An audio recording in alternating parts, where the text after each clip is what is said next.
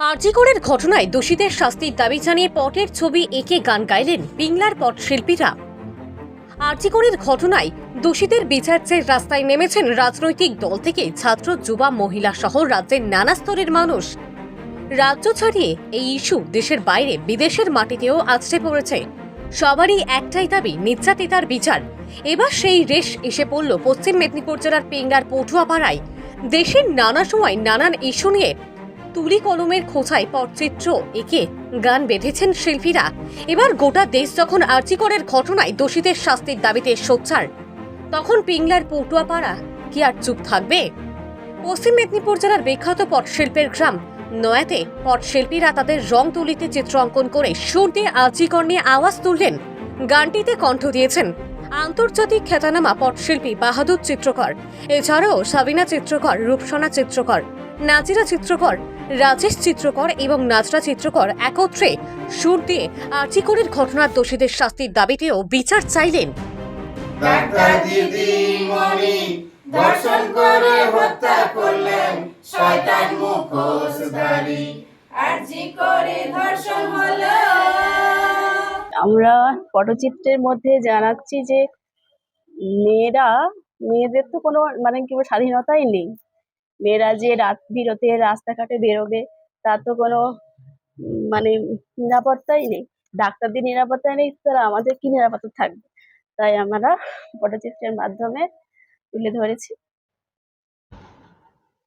কি পটচিত্র আঁকলেন? Justice for RG Kar নিয়ে আমরা পটচিত্র এঁকেছি, তার সঙ্গে আমরা গানও বাঁধিয়েছি।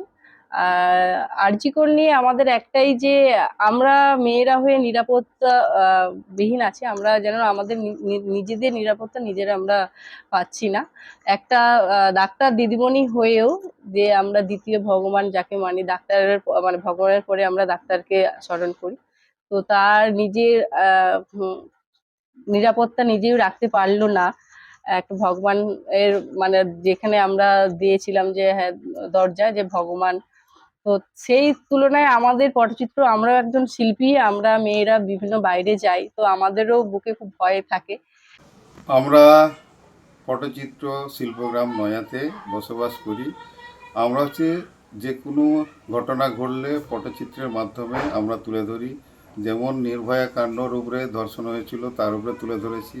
এখন আরজি করে ধর্ষণ হয়েছে, তার উপরেও আমরা পটচিত্র এঁকে গান বেঁধেছি, যাতে ধর্ষণ এরকমভাবে না হয়, ধর্ষণ যারা করেছে তাদের যেন শাস্তি পায়, এই নিয়েই আমরা পটচিত্র এঁকেছি।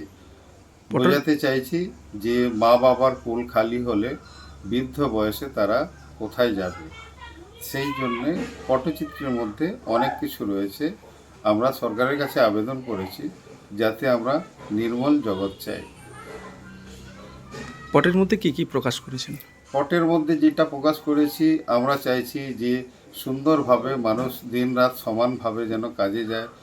মহিলারা যারা কাজ করছে, যারা ধর্ষণ হচ্ছে, তাদের জন্য নিরাপত্তার একটুখানি বন্দোবস্ত তৈরি করে, সিসিটিভি লাগানো হয়, লাইট লাগানো হয়।